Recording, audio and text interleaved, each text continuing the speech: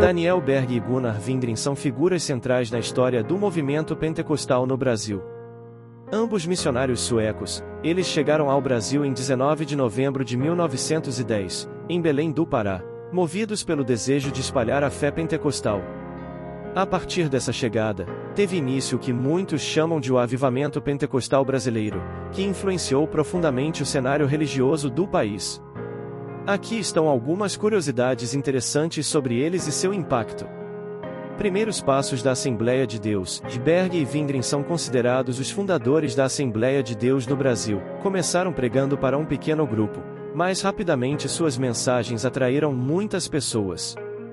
O movimento cresceu tanto que, hoje, a Assembleia de Deus é uma das maiores denominações pentecostais do mundo. Desafios de saúde e cultura. Gunnar Wingren enfrentou sérios problemas de saúde, incluindo malária, mas manteve seu compromisso. Além disso, ambos tiveram que superar as barreiras culturais e linguísticas, pois chegaram ao Brasil falando apenas sueco e inglês. Aos poucos, aprenderam português para comunicar sua mensagem. Influência do batismo no Espírito Santo. Um dos principais ensinamentos de Berg e Wingren era o batismo no Espírito Santo, acompanhado de dons espirituais como falar em línguas. Esse foco trouxe grande entusiasmo para o movimento, atraindo pessoas que buscavam uma experiência religiosa mais profunda e pessoal. Crescimento e expansão. A mensagem pentecostal rapidamente ultrapassou os limites de Belém e começou a se espalhar por todo o Brasil. Em poucos anos, novas igrejas foram fundadas em várias partes do país, criando uma rede que formaria a base do crescimento contínuo do movimento.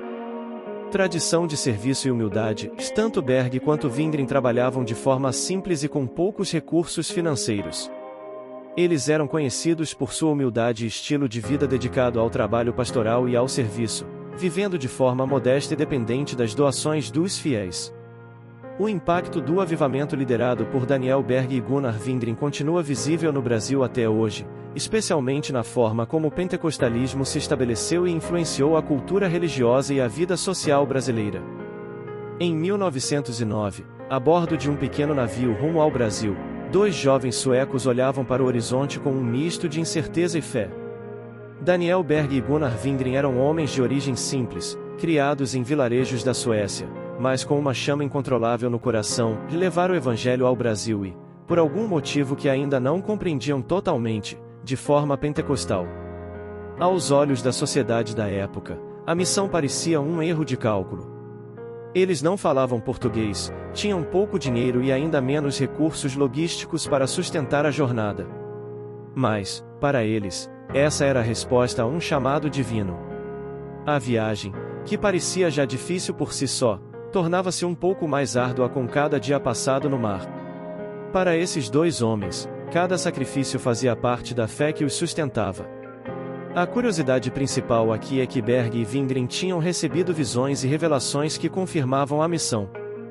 Daniel, em um sonho, via uma igreja fervorosa em um lugar desconhecido, e Gunnar, após uma doença que quase o levou à morte, teve uma visão clara de que seu destino estava na América do Sul.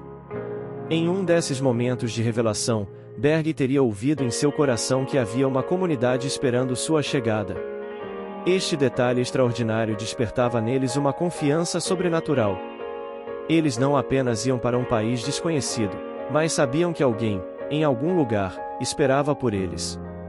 Já em Belém, por pura providência, foram recebidos por uma pequena comunidade batista. Lá, encontraram outros imigrantes suecos que ofereceram a eles um teto e uma refeição quente, sem saber o impacto que esses dois jovens teriam na história religiosa do Brasil. A comunidade, com desconfiança e dúvida, os observava, e alguns se perguntavam se realmente conseguiriam alcançar a missão que alegavam ser a de Deus. Ao final desse primeiro capítulo, vemos os dois finalmente começando a pregar. Mas a resistência local e as dificuldades com a língua rapidamente os encaram com um dilema: como poderiam transmitir uma mensagem de poder espiritual a pessoas que nem ao menos os compreendiam? Eles se veem diante de um grande obstáculo, e a fé de ambos começa a ser testada como nunca antes. Berg e Wingren, em meio à tensão e frustração, decidem que precisam de algo mais poderoso para causar impacto. Eles buscam a resposta em oração, e uma nova estratégia começa a se formar, mas não sem riscos. Ao longo dos meses seguintes, as dificuldades só aumentam. A pregação deles, embora apaixonada, não consegue capturar de imediato os corações locais. Muitos em Belém, acostumados ao catolicismo tradicional, viam as ideias pentecostais como extremas e um tanto ameaçadoras. A resistência era palpável, e o progresso era lento. Daniel e Gunnar sentiam o peso das expectativas, e em oração, imploravam por uma intervenção divina. Certo dia, em uma reunião particularmente desanimadora, Wingren, com a voz trêmula de emoção, sugere uma noite de oração contínua. Seria uma noite inteira de intercessão, um clamor pela intervenção do Espírito Santo que eles haviam experimentado em suas próprias vidas. A reunião de oração, feita na casa simples de uma das poucas famílias que os apoiavam, parecia comum no início. Mas conforme a noite avançava, um novo fervor tomou conta de todos ali presentes. Começaram a orar com mais intensidade, palavras desconhecidas brotavam, e alguns começaram a falar em línguas, uma manifestação que poucos ali já haviam presenciado. Essa era a faísca que eles tanto aguardavam. Os presentes naquela noite saíram com o coração incendiado e o compromisso renovado. A notícia se espalhou como fogo em palha seca, curiosos e céticos começaram a aparecer nas reuniões, apenas para ver do que se tratava. O impacto do movimento não parava por aí. As manifestações começaram a incluir curas e relatos de transformações radicais. A fé se multiplicava, e pessoas vinham de outras cidades para receber oração. Em uma reunião lotada, uma senhora enferma levanta da cadeira após receber uma oração, e o testemunho dela atrai muitos outros para as reuniões dos missionários. Isso representou um marco na obra de Berg e Wingren. A comunidade em Belém começou a reconhecer que algo sobrenatural estava de fato acontecendo. Porém, nem todos estavam entusiasmados. As autoridades religiosas locais começaram a se preocupar. A Assembleia de Deus, fundada por Berg e Wingren, crescia rapidamente, ameaçando a estabilidade das igrejas tradicionais. Os dois suecos agora se tornavam alvos de constantes críticas e perseguições. Eles seriam impedidos de continuar? Em meio à oposição crescente, Berg e Wingren se deparam com um desafio inesperado, e a própria segurança deles agora estava em risco. Eles devem decidir se continuam a obra ou se recuam. A tensão chega a um ponto de ruptura, e o destino do movimento parece pender na balança. A oposição contra os missionários estava em seu auge. A Igreja Batista que inicialmente os acolheu os expulsou formalmente, rotulando-os como hereges.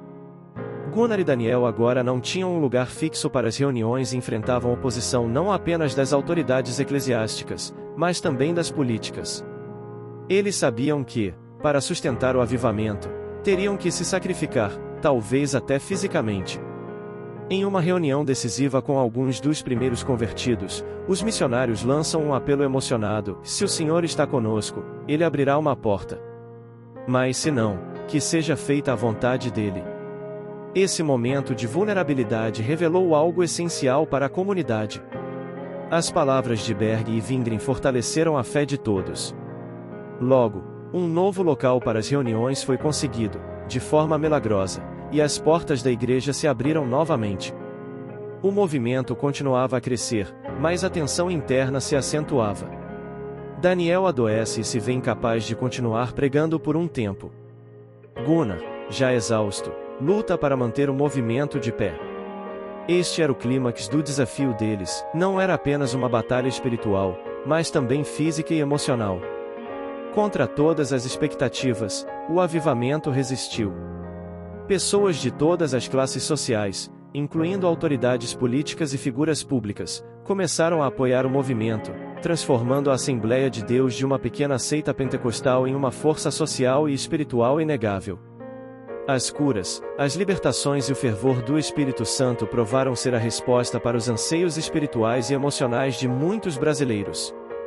Daniel Berg e Gunnar Wingren permaneceram no Brasil até o fim de suas vidas, deixando um legado indelével.